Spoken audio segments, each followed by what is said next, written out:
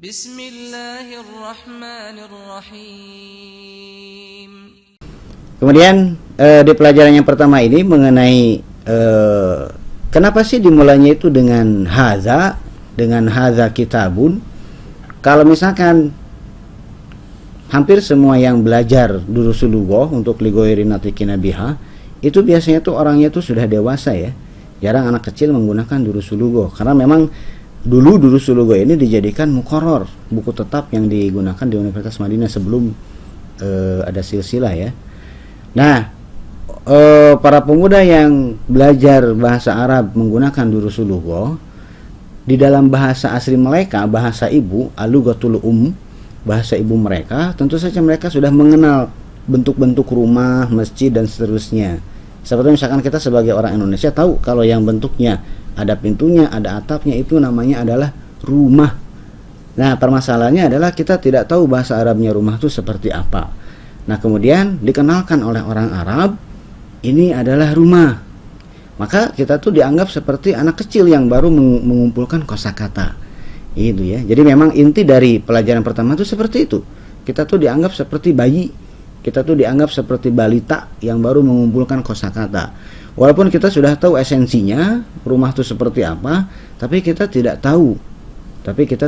Bahasa Arabnya rumah itu apa. Seperti yang kita lihat di sini, ada hadza baitun, kemudian ada hadza masjidun. Mungkin bagusnya ini dibaca ya sama peserta ya. Oke, dan cara pengucapan hadza seperti yang kita ketahui, cara pengucapan hadza itu haknya itu 2 harokat. Jadi haknya 2 harokat, kemudian za-nya 2 harokat. Za-nya 2 harokat, pasti za dibaca 2 harokat karena jelas di depannya ada tulisan alifnya ya. Nah, haknya walaupun tidak terlihat tulisan alifnya, tapi haknya tetap dibaca 2 harokat. Kalau di dalam ilmu imla ini yang disebut dengan apa? Yuntok wala yuktab. Walaupun wala yuntok tetap diucapkan 2 harokat, wala yuktab walaupun alifnya tidak tertulis. Nah, karena kalau mau dipreteli, kalau mau dirinci, hadza itu kan 2 bagian ya, terdiri dari ha dengan za. Yang isim isyarahnya atau yang kata tunjuknya itu cuma za-nya. Hadza itu terdiri dari 2 bagian, ha dengan za. Ha itu adalah ha at-tanbih, harfut tanbih ya. Tanbih itu untuk menggugah perhatian. Kalau bahasa Indonesianya sebetulnya bisa saja kita mengatakan begini. Kita ingin mengekspresikan ini rumah, bisa saja kita menggunakan begini. Za baitun, za masjidun, bisa saja seperti itu. Ha itu padanan bahasa Indonesia itu kurang lebih seperti ini. He, ini rumah. Ini masjid. Jadi ada he-nya semuanya ya. Itu definisi harfut tanbih itu seperti itu. Dan terkadang di asy'arul Arab, terkadang di syair-syair orang Arab pun ketika melihat tulisan za, maka kalau misalkan kita membaca syair yang digunakan orang Arab itu tuh harus dengan syarahnya. Diwan Mutanabi itu kalau kita baca Diwan Mutanabi langsung itu nggak bakal paham. Makanya ada syarah Diwan Mutanabi. Kenapa? Karena nanti bingung. Apakah za di situ isim isyarah? Apakah za di situ tuh mausulah? Apakah za di situ tuh asmaul khamsah? Nah, itu tuh harus ada syarahnya. Oh, ternyata za di situ tuh adalah dari hadza isim isyarah. Oh, ternyata za di situ adalah al asmaul khamsah dalam keadaan mansub misalkan. Gitu ya. Nah, makanya mereka menganggap tidak mutlak harus dengan ha. Nah, kalau kita tuh kan dicekoki dua dari awal tuh harus dengan hadza gitu kan. Padahal kalau misalkan kita pengen variasi, bisa aja ngagetin orang, za kitabun. Paling orangnya heran-heran, za kitabun apaan gitu ya. Oke, silakan dibaca mulai dari gambar yang pertama ya. Hadza haknya 2 harokat, za-nya 2 harokat. Silakan. Bareng-bareng atau satu orang atau bareng-bareng? Oh, silakan bareng-bareng. Hadza baitun. Berikutnya. Hadza masjidun. Terus. Hadza babun. Hadza kitabun. Hadza qalamun. Hadza miftahun. Hadza maktabun. Hadza sarirun. Hadza kursiyun. Bagus ya. Jadi kalimat-kalimat simpel seperti ini adalah kalimat-kalimat sederhana ya, hanya terdiri dari 2 kata saja, yaitu hadza dengan benda yang ingin dikenalkannya. Tentu saja karena ini adalah jumlah ismiyah, hadza mubtadanya, kemudian baitun adalah khobarnya. Nah, kalimat hadza baitun ini, bisa sebagai kalimat pertama, kita langsung mengucapkan, mengenalkan hadza baitun, atau bisa juga sebagai kalimat jawaban. Ada yang bertanya, kemudian kita jawab dengan hadza baitun. Pertanyaan seperti apa yang jawabannya hadza baitun ada di halaman berikutnya. Halaman berikutnya kita bertanya. Ya, mak di situ adalah istifham, kata tanya di situ maknya bukan mak yang artinya nafiyah ya. Maknya di situ adalah istifham, pertanyaan. Artinya adalah apa? Menanyakan benda. Terjemahannya ma hadza berarti ada alamat istifham di situ, ada tanda tanya. Ma hadza apa ini? Maka jawabannya di halaman yang sebelumnya. Bisa seperti itu. Silahkan dibaca lagi bareng-bareng. Ma hadza, hadza baitun. Hadza baitun. Naam, hadza baitun. Dah, stop dulu. Nah, di situ ada hadza baitun. Memang di dalam membaca kalimat-kalimat seperti ini kita tidak bisa membacanya dengan intonasi yang datar ya. Pertanyaan kan makanya kalau misalkan ada yang pernah baca Al-Arabiyah bin Namadij, Al-Arabiyah bin Namadij adalah buku pelajaran bahasa Arab yang digunakan oleh anak-anak UIN yang di Syarif Hidayatullah. Nah, di mukadimahnya itu dijelaskan bagaimana cara membaca sebuah kalimat. Jadi ada garisnya, ada turun ke bawah, intonasinya turun, intonasinya naik, dan seterusnya. Ketika kita membaca pertanyaan, kita tidak bisa datar. Ahadza baitun. Ya, tidak bisa seperti itu bukan pertanyaan. Ya, nanti bingung itu tuh kamu tuh nanya apa enggak, gitu ya. Jadi harus ada menurunnya. Ahadza baitun. Kurang lebih seperti itu ya. Kalau masalah lagu silahkan masing-masing. Nah, di situ ada a, ya. Di situ ada a. A itu artinya adalah apakah. Memang di Durusul Lugah ini dimulai dari jilid 1 sampai jilid 2. Pertanyaan apakah itu konsisten menggunakan a. Kenapa tidak menggunakan hal? Kenapa menggunakan a? Karena nanti di jilid 2 itu ada pertanyaan negatif. Nah, jadi karena di jilid 2 ada pertanyaan negatif, maka dari semenjak awal itu sudah menggunakan apakahnya itu dengan a, tidak menggunakan hal. Kenapa? Karena hal tidak bisa masuk ke pertanyaan negatif. Kalau a bisa masuk ke pertanyaan positif, bisa masuk ke pertanyaan negatif. Sedangkan hal itu khusus pertanyaan positif saja. Antum nggak bakal pernah mendengar hal lasta, nggak bakalan ada. Ya. Nah, di ayat itu tidak ada hal laisallah, nggak ada. Pasti selalu alaisallahu biahkamil hakimin. Nggak ada hal di depannya laisa, itu nggak bakal ada. Nah, maka karena di jilid 2 itu ada pertanyaan negatif, di jilid pertama itu sudah dibiasakan dengan a, padahal artinya bahasa Indonesia adalah sama-sama apakah. Oke, lanjutkan. Ma hadza, hadza qamisun. Hadza sarirun. La, hadza kursiyun. Hadza miftahun. La, hadza qalamun. Ma hadza, hadza najmun. Bagus ya. Nah, di situ komis ya. Komis itu dengan huruf qaf. Kemudian kita melihat apa sih hubungan antara komis dengan gamis? Mungkin memang dialek Mesir tuh qaf tuh menjadi ghain ya. Bukan gin tapi ghain ya. Ya, kita kadang nyebutnya itu huruf setelah ain tuh huruf ghin, bukan ghin tapi ghain. Nah, kadang juga ada yang nyebutnya itu dengan gohin. Saya kurang tahu kenapa disebutnya gohin, jauh sekali ya. Ain itu pasangannya itu adalah ghain, karena ghain itu adalah ain yang bertitik. Tulisan ain, huruf ya, kemudian huruf nun dikasih titik, maka menjadi ghain. Kurang lebih seperti itu. Sama seperti dal dan zal, itu juga. Oke. Kemudian berikutnya adalah latihan-latihan ya. Di situ mengulang kosakata, apakah masih ingat dengan kosakata yang tadi dengan dalam bentuk pertanyaan. Silahkan dibaca lagi.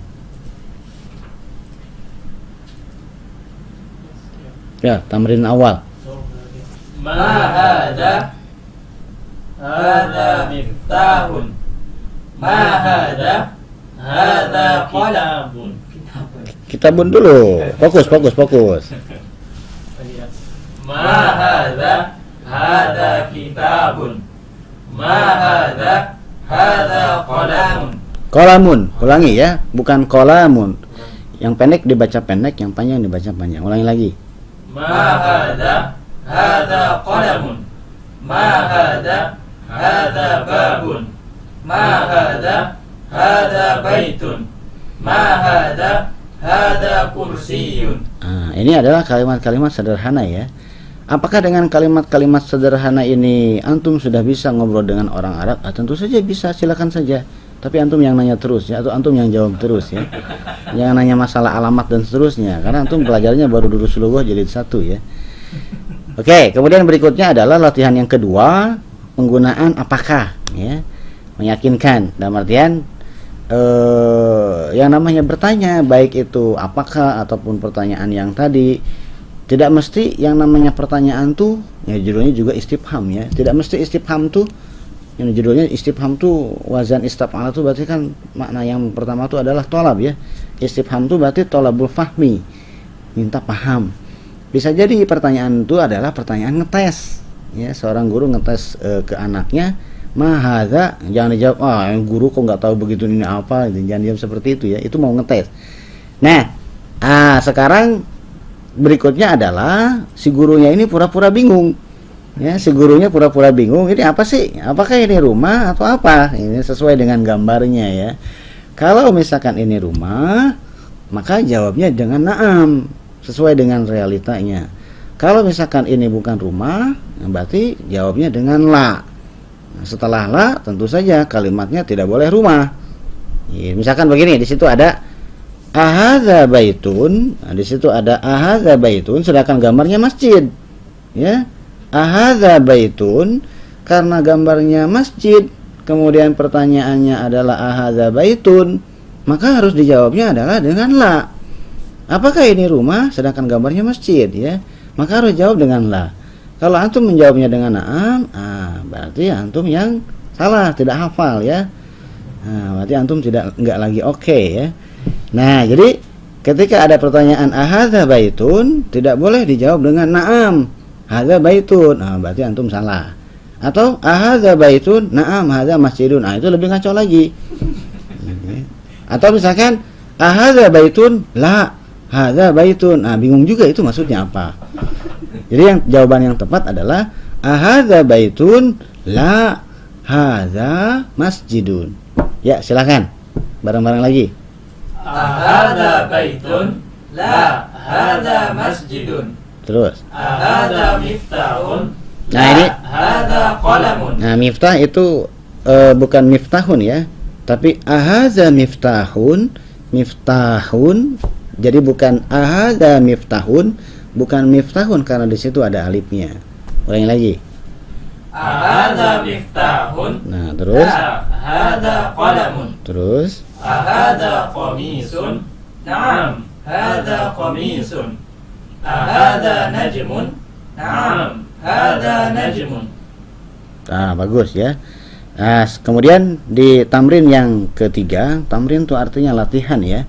Tamrin artinya adalah latihan. Kemudian kalau tamarin itu artinya adalah bentuk pluralnya, latihan-latihan. Ya, maka kalau misalkan antum punya anak yang latihannya bagus, beri nama Husni Tamrin.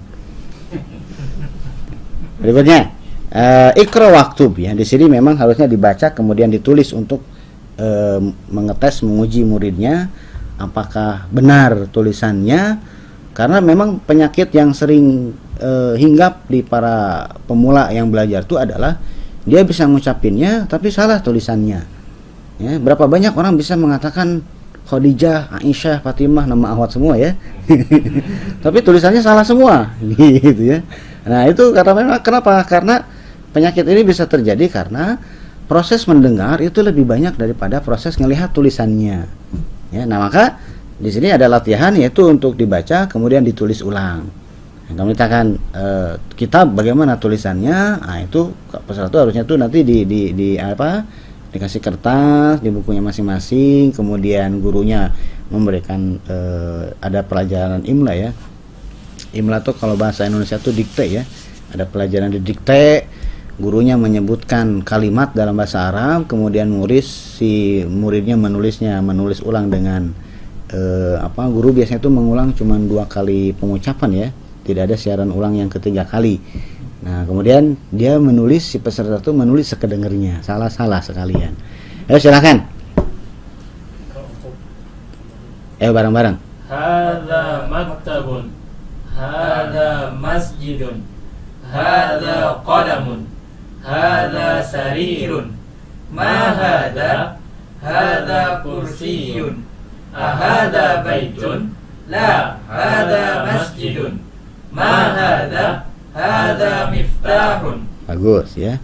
Nah jadi ini yang dasar-dasarnya, kita sudah mempelajari yang dasar-dasarnya, yaitu kata tunjuk ini, kemudian kata tanya ma apa, kemudian kata tanya apakah, kemudian harfu jawab na'am ya kalau sesuai dengan pertanyaannya, kemudian menjawab dengan la kalau tidak sesuai realitanya dengan isi pertanyaannya. Nah untuk pemula kalau misalkan ingin lancar hiwarnya, ingin lancar percakapan bahasa Arabnya, mulai latihan, mulai dari yang sederhana-sederhana saja dulu. Bikin simulasi percakapan di kepalanya, silahkan dia mulai nanya, dia yang nanya, dia yang jawab, dia yang nanya, dia yang jawab, terus dilatih sampai dia jadi refleks ya. Jadi ketika ada yang nanya mahadza, dia refleks, tidak berpikir lagi, dia langsung mengatakan hadza masjidun, tidak mikir dulu bagaimana nyusunnya, apakah masjidun hadza atau hadza masjidun. Nah itu karena kurang berlatih ya. Kemudian pelajaran berikutnya adalah mengenai man hadza. Itu akan kita sambung di pelajaran yang berikutnya. Mungkin untuk kesempatan kali ini kita cukupkan dulu sampai di sini. Subhanakallahumma wa bihamdika asyhadu an la ilaha illa anta astaghfiruka wa atubu ilaik. Assalamualaikum warahmatullahi wabarakatuh. Waalaikumsalam warahmatullahi wabarakatuh.